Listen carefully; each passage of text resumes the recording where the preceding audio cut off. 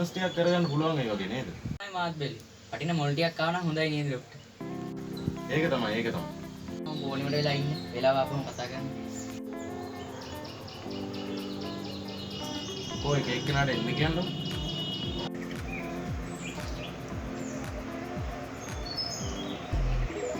මේ හැමන්යම මම මොලයන් කියන්නේ දෙන්න පුළුවන් ඒ දන්නේ නැහැ නේ.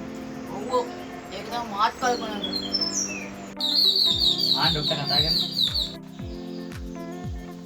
ඔන්න වාඩි වුණානේ. ડોක්ටර් මම මොලයන් කියන්නේ දෙන්න පුළුවන්ද? ඉන්ජිනේර කෙනෙක් කිව්වනේ. මට පුළුවන් මොලේ අරන් රුපියල් 10000ක් දෙන්න. ඒ ડોක්ටර් මං යමනි. ඊළඟ වාඩි වෙන්න. thank you doctor. මගේ මොලේ අරන් කීයකද දෙන්න පුළුවන්ද ડોක්ටර්? මට පුළුවන් රුපියල් 20000ක් විතර දෙන්න.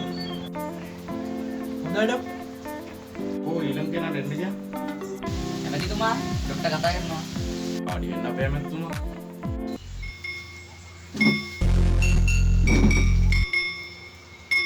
Thank you, doctor.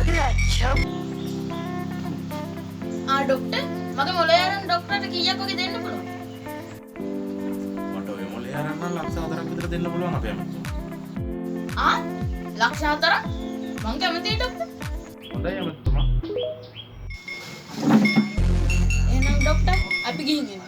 Hey, look at that chubby white one. Hey, doctor. ඇයි ඇමතිතුමාට විතරක් ලක්ෂ 4ක්ද?